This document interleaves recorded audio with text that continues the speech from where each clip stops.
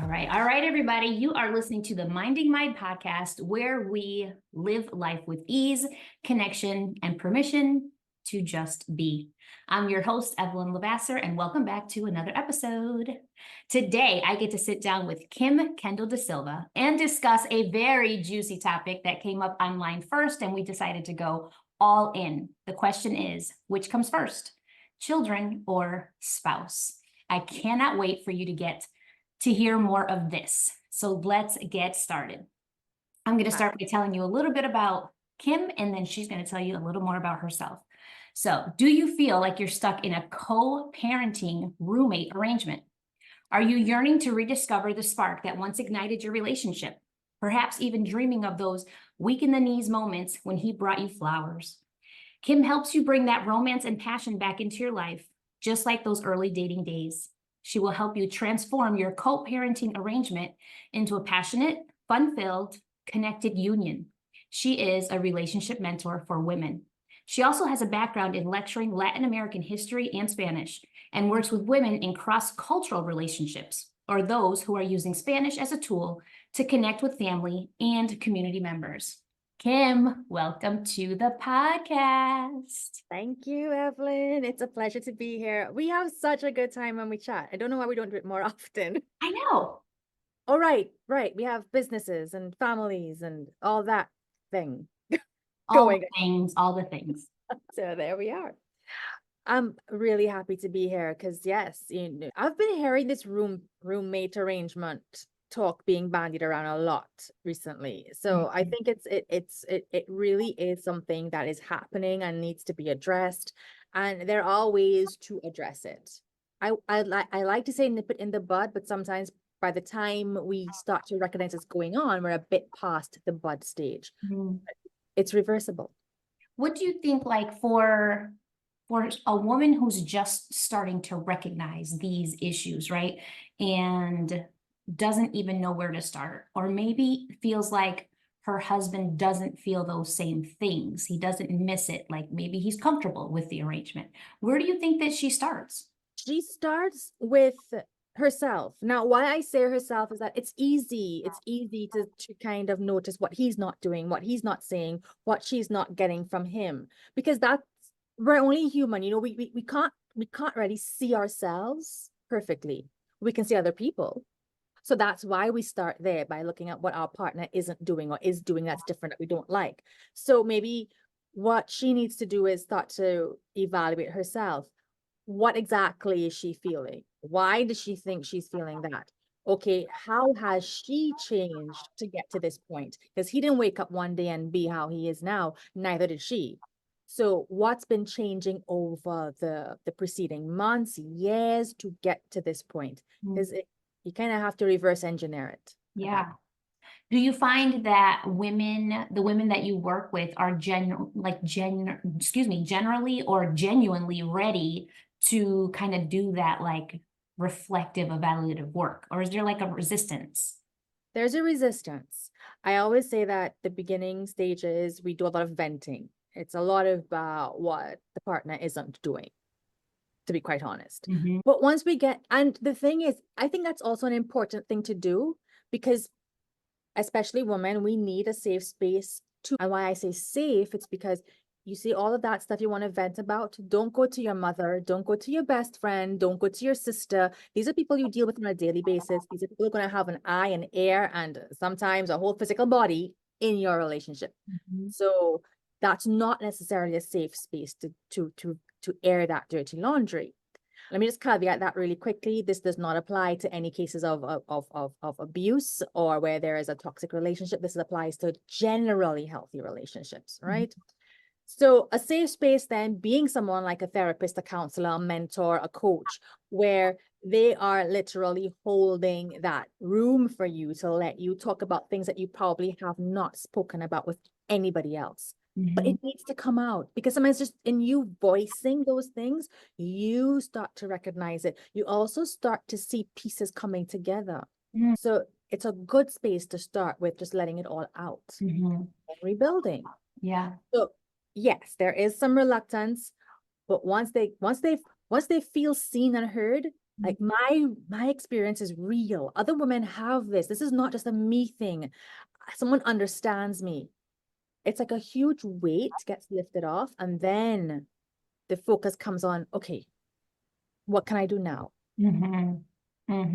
So how do you take them from, because this is what I kind of noticed, that a lot of women, when we get together, will talk about the same issues, right? Like they feel a lot of the same issues, but there's a sense of venting and then just accepting that that's the way it has to be. Because Right. we're all in it, we're all sharing it. It's kind of just what we all have to accept. Like, how do you change that narrative? Are you happy? And it sounds so simplistic. And I am not one who's going to sit down and say, oh, you've just got to hunt down your happiness and do whatever makes you tick. No, that's not it. What is going on now? Are you going to be happy and comfortable with this happening 2 years from now, 5 years from now, 10 years from now? Do you think it's actually going to stay the same way? So let's play it forward, because our relationships are not stagnant. It's not going to stay exactly as it is. Either going to get better or it's going to get worse. So follow that path. Look at where you have where have you come from to get to this point? If you don't make a shift now, then it's going to continue moving, and probably in a negative direction. You make the shift now, you can turn it back around a more positive way. And that's the thing, to get her to really embrace the fact that, oh no, the status quo, it can't be the rest of my life. Yeah. Yeah. I think too, like even in the work that I do, which feels very similar to, I focus on, the health and wellness space, but also from the lens of knowing that the life you're leading is literally a life filled with choice. Like even not making a choice, So when you feel stuck and you feel like you're in your marriage and things aren't working out and your husband doesn't hear you or see you, choosing to remain the same is still choosing, a direction toward an outcome. So I love that idea of like just kind of going in a little bit, minding yours, I would say, right? Getting involved, like your instincts, your desires, what makes you happy. And it kind of is a simplistic question, like you said, but also so relevant. Like if all the things that you're discussing, all the things you're venting about, all the things that are causing you pain in your day-to-day life are fixable, Yeah, what do you want to do with that? exactly. I love that. Do I you love want that. How do you then, well, first I'm curious to know, do you I know that you work with women specifically.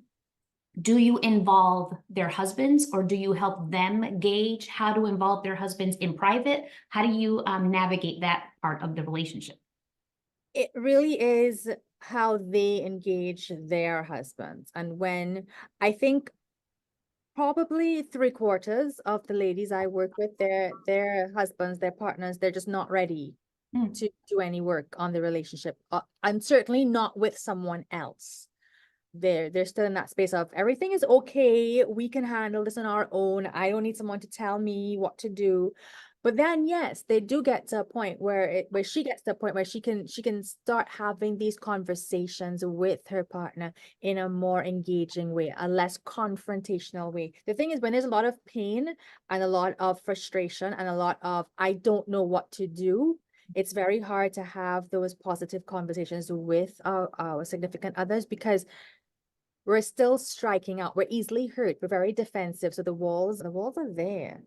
Having conversations that involve empathy and curiosity are difficult.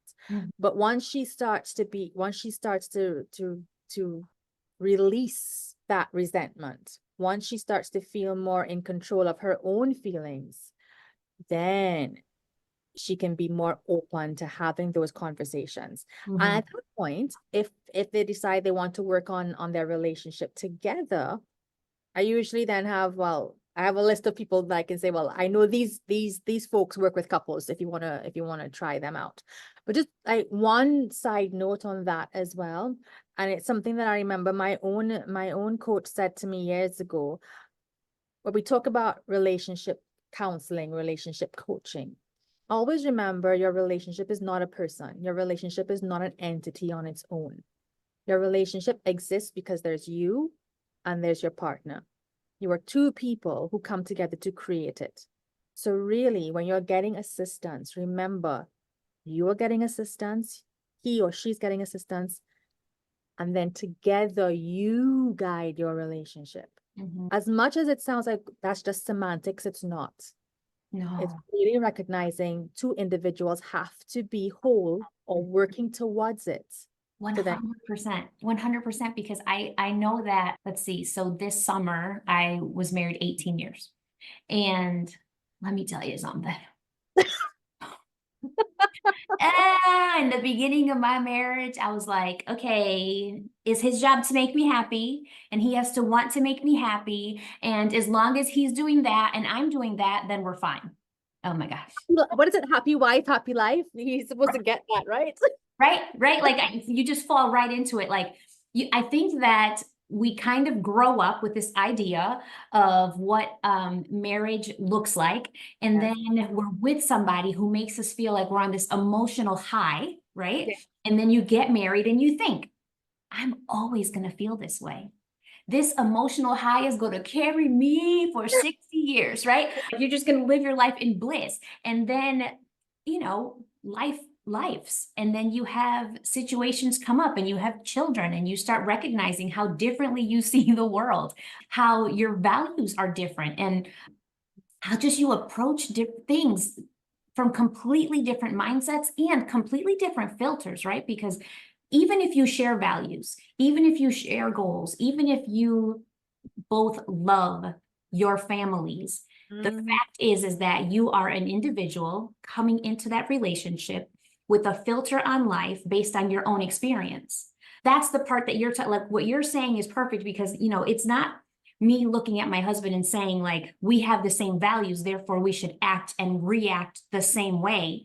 It's totally not that, because I even felt like in the beginning, we had very clear conversations about like our expectations for marriage and our expectations for our relationship and money. And right, people say that's so important to have it, but nobody really tells you that you should also clarify what you mean in your expectation, right? So like, this is a perfect example. Definitions. Yes, be clear, spell it out. Like one value that I'll say we both had is presence. For me, it was important that he is present. And of course he agreed, absolutely, that's what I want too. But presence for him meant I'm home. I'm home. I'm in the building. Presence for me meant you're not distracted. You're engaged. You're focused right here. Right. Yeah. So it's like, yes, we had the same value, but our definition of that value was not clear. Right. So it was a lot more of the clarifying the values, and also, a lot of work on my part to recognize that it is not his job to make me happy. That's my job. My job, exactly. It is heavy work to try to make someone feel something that they don't feel about themselves. This is it. This is it. I want to feel loved. I want to feel cherished. I want to feel appreciated. How are you showing that to yourself first? Because if you don't value yourself, if you can't look in the mirror and say, I love myself, who else is going to do that for you? And then you believe them. Yeah. Yes. I think that's it right there. If you don't feel that about yourself as an individual, even when someone else genuinely feels that about you, a part of you doesn't believe it. A part of you doesn't trust it. And you're almost like searching for ways to prove that they don't mean it. That's it. You're searching for ways that they don't mean it, and you're actively looking for it, and you're going to find it. If you want to prove something badly enough, you're going to find a way to prove it. So it's a self-fulfilling prophecy. 100%. And I feel like that has to do with every belief that we have about ourselves in our life. Like your mind will dig and dig through every memory that you have to prove whatever thought you have is real. It's real. So if you say, I'm terrible, all men cheat, all men are going to be awful to me, I'll never have a healthy relationship, then you're right. You're right. You're right. You're 100% right. And he may have had no intention of cheating. And I'm not saying that he has no control over himself either. I mean, come on. That's real. Yeah, no, he had full control over what he did. But perhaps you acted in a way that left space. And I mean, we're not here to talk about the cheating part, But I mean, even things as simple as, when you're talking to your partner throughout the day and you have an idea of where each other are, what you're doing, you're not keeping tabs, but I know what my husband is doing. He knows what I'm doing. It's not that I'm checking up on him. He's not checking up on me. It's our daily conversation. Yeah. Yeah. Yeah. It's just communication. Communication. I even think like when we're talking about that self-fulfilling prophecy, right? Like there are stories that we carry around in our mind too. And like this is a very real conversation that I had just several months ago, where I recognized when I was younger, even though I felt very loved in my home, my parents were, I guess, not totally focused on what we felt. It was more about like safety, taking care of us in that way, right? So a lot of what I learned was, or how I received the lesson was, no one cares what I feel. Yeah. No one cares what I feel. And I didn't even realize I was carrying that story with me up until recently. Yes. I was literally doing the dishes and my girls went to their room to go play and my husband was on the couch and I'm like stewing, washing the dishes, irritated, like everyone else is relaxing. I'm sitting here doing this by myself. Nobody cares how I feel. And I'm standing, it literally hit me like a lightning bolt. Ooh, that's that story. And I had to stop myself mid-thought and say, is that true? Is that a fact or is that a feeling? And then, in that moment, I was able to say, like, he spends every day showing me that he cares about my feelings. Like, that's a story that I'm carrying with me and I don't have to own it anymore. But it's just so powerful to see, like, you think that the relationship is the answer to what you want to feel. But the truth is, like, what you feel determines the relationship. What you feel determines the relationship. Yep. And then what you feel is influenced by how you are acting, what thoughts you are letting enter and take root. I'm not saying that you downplay the negative thoughts or you forgetting the word, or you pretend it's not real. Yeah. That kind of gaslighting of yourself kind of thing. No, that's not what I'm talking about. I'm talking about what thoughts are you letting live there? And yet you revisit over and over again. So those things also impact how you feel. Yeah. And I guess that's where it almost feels empowering when you start to recognize that you do have control of your thoughts. And, maybe sometimes they do spiral and they are influenced by things that have happened in our past, but we get to rewrite that story whenever we're ready, right? Like, so I get to choose in that moment, washing the dishes, all pissed off at the world. I got to choose to recognize that my family does not disregard me. They do care about my feelings and they show it in many other ways. And that wasn't about them. That was about me, right? So in that moment, it felt frustrating as hell at first, and then empowering to say, that's not true. And I do not need to carry that story with me anymore. No, exactly. Yeah, I love that. I just love the idea of recognizing that we've been through so many things, but those things don't have to like predetermine our destiny. Those things, like there is no trajectory that we don't have a say in.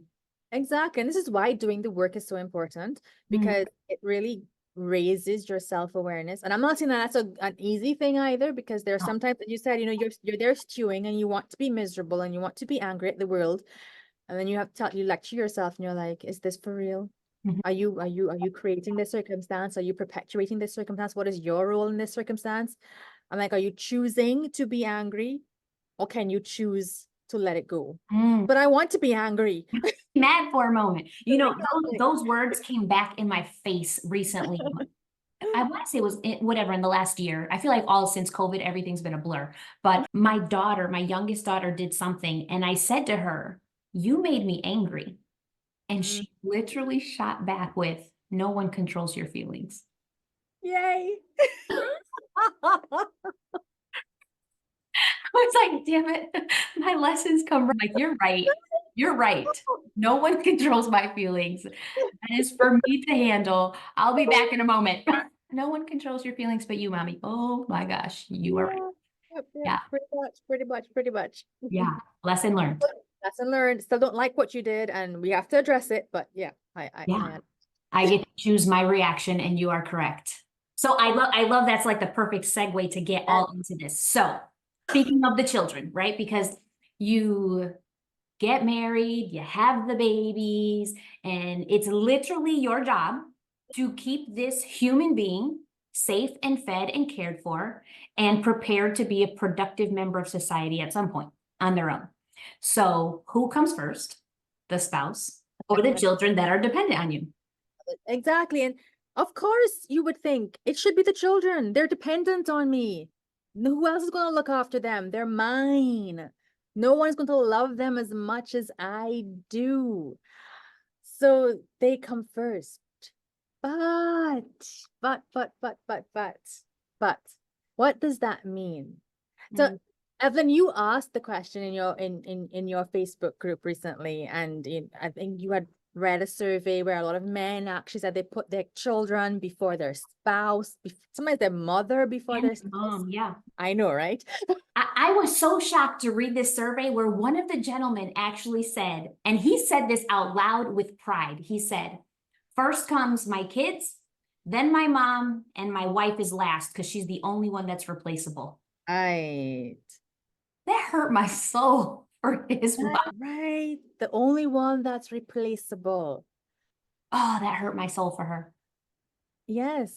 Because it's an interesting thing because that thought had crossed my mind at different stages in my life when I would think about rules, especially, I don't know if any of you who've been in that corporate environment and then one day you wake up and you realize you're replaceable in your corporate role. So I remember thinking, where else am I replaceable? I say I'm not replaceable at home.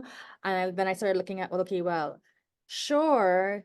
Okay, a spouse, you can people have different spouses depending on, but no, it's a whole different person. And especially if that current spouse is the mother or father of your children, you can't replace that. You cannot replace that bond. Nobody else is going to feel that way about your kids because they're their kids too. Yeah.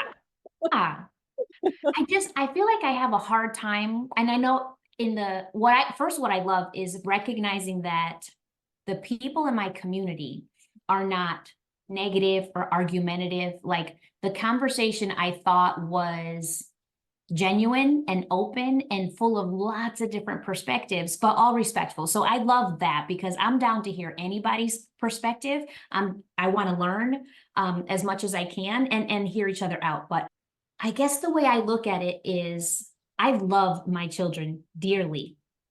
That's not even a question. Like maybe it's silly that I even have to say that out loud or feel that I had to say that out loud. But I fully believe that the life we lead is our choice. Yeah. And for my children to have the acceptance and self-love and fulfillment and passion in their future for themselves, I need them to know that it's them first, me first, relationship next, because that's the one that I choose. And then together, we love our children. Right. Like it is the strength of us united that lifts our children up rather than me saying one of you comes over the other. It is together that we lift you. Exactly. And I also think that there is this false sense of we are making somebody more important than somebody else. The thing is, it's a different type of love, and it's about how we express that love. And in no way, shape, form, or fashion are we saying that your children get less of you because of this. Your children get everything that they need from you. Mm-hmm. But one of the things they also need from you is modeling healthy relationships. And I think this is where it becomes even more important that we value and prioritize our relationship with our spouse. Mm-hmm. Because our children need to see that. Our children also need to know that, you know what, mommy and daddy are taken care of because they love each other. They have each other. They don't need me to prop them up. Because don't think children don't see some of these things. They do. And it's not their responsibility to fulfill us, to complete us, to make us happy, to support us. They need to go live their own lives. I hadn't even considered that point. That just hit me when you said that, because that is the truth. When kids see something wrong in their parents' lives, they do internalize and feel like it's their responsibility to fix it. So literally prioritizing your relationship releases your kids from the burden of having to do that. Wow. Exactly. That is a powerful aspect too. It is. It really, really is. And I also kind of want people to think it forward, right? So what happens when you say your kids are coming first? Now you might say that, well, what I'm teaching my child is that when they have children, their children have to come first. But I'll tell you something, subconsciously at the back of your mind, what you are also saying is that when my children have a spouse or children, I am still very important in their lives, and I deserve now to be treated with a first place kind of preference. So that gentleman in question who put his mother before his wife, do you want that? Do you want your child to be married to someone who will put their mother over your child? So it's all of these things that we have to really consider when we look at this question. It's not and again, I keep having to say over and over again, it does not mean you love your children less. And even Evelyn, I understand as well why it's so important for you to have said that the conversation in your group remained respectful, because I have seen this. I have seen this conversation in so many spaces, and it gets nasty. Wow. Horribly, horribly negative. And I remember one lady said, in my life, it's God first, then my husband, then our kids. And the response to her from one gentleman was like, oh, well, your kids must be so happy to know they come third in your list of priorities. Mm-hmm. I thought, you've totally missed the point, sir. I think people maybe hear the question and they hear, who do you love more? Would you love them? Oh, yes, that's it. They're totally misinterpreting the question itself. Exactly. Wow. They are. They really, really are. I was going to kind of close off with this analogy, but I think I'll bring it in here. Mm-hmm. Talk a lot about the cup, right? That you can't pour from an empty cup. That you have to essentially, what's better is that you fill up your cup and then you pour from the overflow, and that's what you have to give. Well, think of your family like that. And yes, I know we are assuming here a family in the sense of a husband, a wife, and their children, and families do come in all different shapes and forms. Right. But telling you, even in a blended family, and it's maybe even more so in a blended family, we need to model healthy relationships. I have seen it before, so now this is your chance to model it for them. All right. You want to fill up your married cup with so much love that the overflow just whooshes out and covers your children. Mm-hmm. So you apply that same analogy, that the love between the two of you is so much, it just consumes your children after that. Yeah. And I mean, and what a foundation you're setting for them, right? Like when they get to go out into the real world on their own one day, they get to go there from a place of knowing what love feels like, knowing what it looks like, knowing how to recognize what feels good to them. Even when they start to venture into their own relationships, now they recognize what it's like to be respected, and they recognize what it's like to have clear communication, and they recognize what it's like to speak your anger and own it for yourself. Like when my daughter told me, right? Like they get to learn all these things firsthand because they watched it. Yes, they watched it. It's like your relationship sets the tone for who they're becoming and who they allow in their field of energy, to be honest. Exactly. And I think that's one of the reasons I do, not that I think, it's one of the reasons why I do what I do, because I think I look at society and I think, wow, why are people so negative? Why are people so unhappy? And part of it is because they haven't been brought up in a healthy environment. So let us provide those healthy environments. You mentioned there, seeing that healthy communication. I mean, that's one, there are some practical things to consider when we talk about we talk in the abstract, okay, let's put our spouse first, let's put our kids first. Well, what does that look like? Well, I'll tell you one of the things that it looks like when you're putting your children first, where you ignore your relationship issues. Because you have this idea of, okay, if we have this argument in front of our children, it's negative for them. We don't want them to be exposed to that negative energy. And yes, because by the way, you aren't supposed to be shouting at each other and using foul language at each other, with or without the kids. I was going to say, even in private, yeah. Right? But what happens sometimes is that instead of addressing the disagreement, we try to push it under the rug. We try to pretend everything is okay. And now we have this unspoken tension that's building. And come on, people, your children, they are not insensitive. They pick up on a lot of these things. So they are picking up on those undercurrents of resentment and that tension. Okay. And on top of that, what have they seen? They have seen mommy and daddy don't agree on something, and now they're acting as if it's not real, but they're angry at each other. And now we have this uncomfortable silence settled over our home for this meal or for this time period. So you think that, you know, you're helping the kids in that sense. And that's where I say you're kind of putting the children first in that sense. But what you're really supposed to do is put your spouse and your kids and yourself handling that conversation. Even if you have to turn to your kids and say, yeah, we're having a disagreement right now. Even if you have to say, we are not going to continue this conversation in front of you because this is an adult topic and it's something that adults have to handle on their own. We love you very much. And it's that kind of agreeing to disagree for the moment to then come back to the conversation afterwards. Yeah. And oh God, that's such a beautiful example of just showing the kids that, first of all, disagreement is inevitable.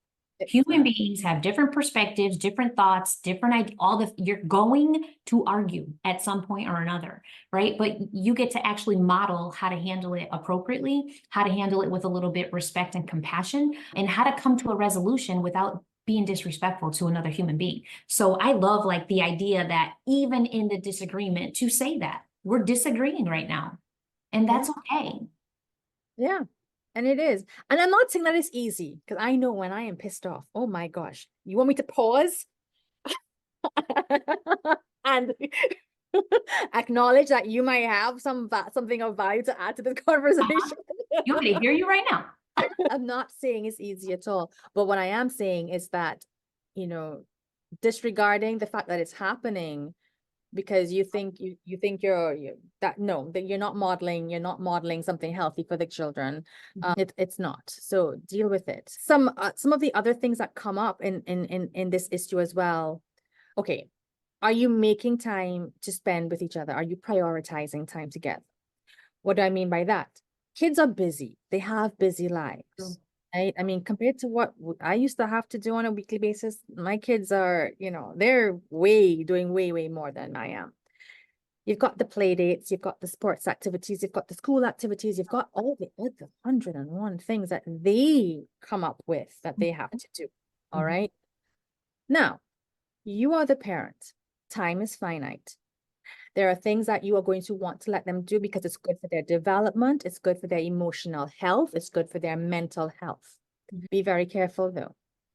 Are you overindulging in some areas? And because you may be overindulging, not because you want to be the nice parent, but because you recognize the more time you spend doing those things with or for your kids, it's the less time you have to spend at home with your husband or wife. So be very mindful there as to what's happening. Another thing that happens then is that there's this, I'll come to this point afterwards. Let's address what happens with all the 101 activities. Does your child need that second play date this weekend? In the time where maybe you or your partner thought, oh, we can do something together, just the two of us. Is this play date number 2 or 3 for the week? Well, then no, actually, it's more important that you and your partner have that time together. It's not always going to be possible. I remember just a few weekends ago, my husband and I looked at our schedule and like, this is ridiculous. That weekend was like, we had a 5K for one of the boys in the morning. Like, I mean, it started like 6 a.m. in the morning. After that, another one had karate. Then another one had karate. And then another one he had a party to go to. I was like, I'll tell you one thing though. It wasn't a matter of we're going to make the kids give up one of their activities so we had time together. It was like, okay, what are we doing to manage this weekend well? All right. So we took it upon ourselves as in we were handling this as a couple. These are our kids, these are our responsibilities, but they're ours. It's not mine, it's not his, it's not he takes one, I take one. We hope to meet back in the middle of the day. We woke up at like 4:30 that morning. So we would have an extra 30 minutes where it was just us. have my morning coffee and get ready for like the crazy Mhm. of the day that was about to come, right? Because Sunday wasn't much better. But this is what I'm saying. Find that time, prioritize that time together. And the times when it's really hard to do so, because again, you're not going to deny your child a chance to spend, you know, I wasn't going to tell my eldest son, you can't go do the 5K with your school. Come, Right, right. mommy and daddy need to have sleep and, you know, no, that's not what I'm talking about here. No, but you figure out how you can do something for each other, even within that crazy, because it also helps you build up your resilience to the day. Mm-hmm. The other thing is that it's important to prioritize intimacy. Sex is important in a marriage. Now, Mm-hmm. I know when you have young kids, it's really hard and you're tired, you are exhausted, especially after, you know, if you're in that stage of you putting them to bed first. And you know, Mm-hmm. you lie down on a bed with them for 30, 40, 60 minutes. Out cold. Cold. I remember those days so well. Mm-hmm. I think I have PTSD over them still, actually. Yeah, yeah. I think though there's so much also that I feel like even that conversation, the intimacy piece, is so nuanced because also for a woman, right, like that intimacy is mental and emotional before it ever is physical. And for a man, it's much different, right? So, like, there were times in my marriage where I would say, like, I felt like the majority of the burden of, and I hate to say that word, but the burden of parenting, the responsibilities, the constant like being on mentally, you're constantly on. Come nighttime, I wanted to shower and fall asleep. Yeah. And then, you know, at that time is where my husband would feel like neglected. Say, like, I felt neglected all day. And now I have to turn on for you too, you know? So it would, even that had to be more Yeah. self-reflection, more incredibly important conversations, more having him recognize what I needed because I was running a lot on assumption that he knew what I needed. You know, like That's he should just know, he should just know that these things have to be done. But also, like, you know, just recognizing, first of all, I had to recognize that the majority of the responsibility fell on me because I always just took the initiative and did it. Once said from the beginning, you know, let's sit down and talk about what needs to get done so that we can divide it up a little bit. Yeah. And never. I just did it. And then I felt resentment for doing the thing that I created, right? Like, so I Right. had to recognize that first, get a little self-evaluative, Evelyn, and then recognize also that with me feeling resentment and feeling like neglected, I kind of felt neglected at sometimes. Then in turn, my answer was to neglect him. So really, like I took a problem that I felt and I turned it into his problem individually and then our problem together. Right. Exactly. Exactly. Exactly. So it is, and this again is why it's important to build in those intentional times together Mhm. for the emotional intimacy, for the mental intimacy that can then impact positively the physical intimacy, Yes. right? It also adds an extra bit of resilience to your relationship. Yeah. And why I say that, it's like there is a certain type of trust and vulnerability and comfort that comes with that physical intimacy, that even when you're having your disagreements, when you're having your hard times, you understand that this is your person. This is your person who you can just be. They've seen the ugly parts, they've seen the beautiful parts, and this is all what goes into it. So it cannot be neglected. Right. It's what builds that durability of the relationship. You know, again, a kind of like another example of this. My husband, my eldest, again, so he has started a new school in September. His schedule is crazy. His workload is very hard. You know, I remember one night, you know, we were looking forward to our time together. We were getting ready for bed, and it's like, oh, I need help with my math homework. I'm like, okay, well, go help him. It's like 15 minutes till like half an hour is gone. Like, Yeah. what's going on? So I go back into his room, and there they are, hard at work with this whatever math problems. I am not the math person at all. So it was like, no, okay, my husband is not going to not help our son with his math. His exam was the next day. right? What I did at that point was that I could have just gone to bed. I'm like, no, I'll hang out with them in the room. Can't answer any questions about the math, but I could do other stuff. And it was just like that. We weren't spending the night together the way we had envisaged, but there was like this sense of, yes, he might be the one coaching on the math, but we were there together to support our son through that particular. Yeah. So you still had unity that So night. you It just do wasn't that. what you thought. Just wasn't as fun as it should have been. Wasn't as fun. It wasn't as fun. You didn't get as tired out. Or maybe you did. I don't know. But Yeah. I think I'm more tiring sometimes. Yeah, I do think there's fun though to it, right? Like I feel like a lot of times when marriage gets to that point where they're feeling like roommates and things like that, intimacy, sex feels transactional. Yes, it Like, does. there's no like fun or passion or joy or pleasure in that. It's just a thing that you're doing. When really like, I don't like that connection, that level of connection physically is completely different when the mental and emotional piece kind of like massages you in there, right? Like it literally primes and preps you to just be in that moment. And then like, I don't know, it's fun to be like, yes, connected physically, but playful and to enjoy each other and to like just rest near. Like I literally lay next to my husband and I feel home. It's just a home, and home to me is not just somewhere that I live, but it's a feeling. Feeling, precisely.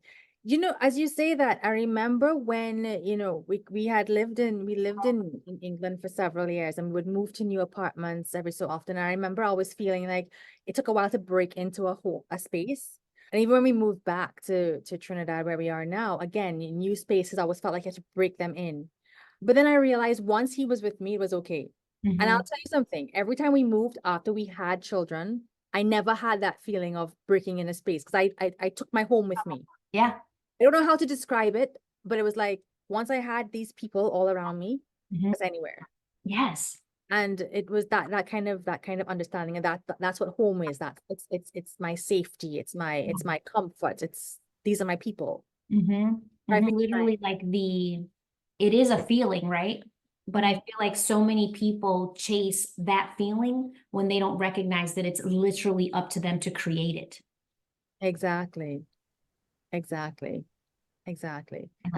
yeah, I always find it strange to describe, but I do remember in those first instances of moving, there would be this physical closeness between us. It was almost as if we were trying to remind each other this is where home was first, like, okay, and then the rest of the stuff would follow. Yeah. Yeah. I love that. But it's funny because we talked about a range of conversations in this episode, but I still feel like every single topic that we covered comes back to recognizing who you are, recognizing what you desire, truly like reflecting on what's working in your life and what's not. And it all comes down to the life that you have or want is totally available to you, but you first have to recognize that you're worthy of it and you have to be willing to receive it. And then you can do the work to create it. Yeah, exactly. And that's actually one of the last points, putting kids first. But what about you? Because when you deny yourself the interests that you have, the hobbies that you have, the self-care that you need, you're building up resentment and frustration and tension. Yeah. So again, it is, and that was one of the last things I wanted to say, is that you have to put even if you don't want to use the word self-care, you have to put your mental and physical well-being as a priority, because that benefits them in the end too. 100%. I love that because I often say, like, I used to think like, I have to do everything for my girls. Like they were the priority. But then I had to see that the literal message I was sending them was, you can be anything you want to be. I trust you. I believe in you. You are smart. You are motivated. Like you have no limits. But when you have children, you don't matter anymore. that. Like, what a horrible lesson. Like, for me to realize that I was living exactly what I didn't want them to feel. Right. Ooh, I had to make some changes. Oh, yes. Oh, Yes. yes. Oh, yes. Yes. Because I do want them to always feel loved and cared for, but I want them to walk through life knowing that their desires are important, And that they their are. needs are important, and that they should never feel burdened by needing anything. Exactly. Exactly. Oh, this is so good. It is. It is. This is so good. All right, Kim, I know that I've kept you upwards of an hour now. Before we finish off with my last question, can you tell the guests how to connect with you, where to find you, socials, emails, or if you have any programs upcoming? Sure. I am on Instagram and Facebook, and I know Evelyn is going to put it in the show notes, but it's Kendall-Desilva on Instagram. I have one-on-one coaching available, but if you're not ready for one-on-one coaching and you're looking for something to kind of ease you into it, something to start your thought processes changing or start your actions, because actions are what move us forward. If you're ready to just start implementing some daily changes, I do have a 20-day challenge guide that you can follow, where every day for 20 days, I give you one task to complete that's meant to help you build a closer relationship with your partner. I love that. That's what I'll be sure to link that in the show notes too. And Kim, before I can let you go, my final question is, in the Minding Mind community, we know that minding mind is not about being nosy. When I say mind your business, I'm talking about getting all in your business, your instincts, your intuition, what it is that makes you tick. And really, to figure that out, you have to be able to shut off all the noise and turn off all the stories that have kind of hidden your actual self for the majority of your life. So how can you say that minding yours, being more intuitive, listening to your gut instincts, how do you feel like that may change the trajectory of the legacy you're leaving for your children? I think one of the things that my children are going to notice and remember about me, and even my husband, compared to what, we were exposed to as children, is that it's okay to speak your mind. It is you have to be respectful, you have to be kind. People aren't always going to agree with what I have to say, but it's okay to start that conversation, and it's okay to say what I need, even what I want. My kids have no problem saying what they want. No, No. they can't. Yeah. I love that. Essentially, literally what you're gifting them is the confidence to use their voice. I love that. That's beautiful. It drives me crazy, Evelyn. It drives me crazy sometimes. I'm like, that's the difficult part, I feel, of like parenting children, raising them differently, right? To really like focus on themselves and what they want and need. Right, you forget that means that comes with questioning and doing things differently, and sometimes that means this questioning us too. yeah. I told my youngest the other day, make yourself useful. Come and do. He's like, first of all, mommy, I am already useful. You are. Rosie. Yes, you are.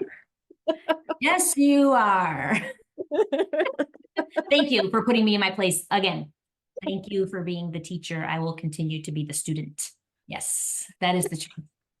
Kim, thank you so much. I love this conversation. I love all the different directions it went in and could have gone in. And everyone else, thank you so much for joining us today. Thank you for tuning in to another episode of Minding Mind. And if this episode resonates with you, remember to comment, rate, review, subscribe to the podcast. Your feedback always helps me grow.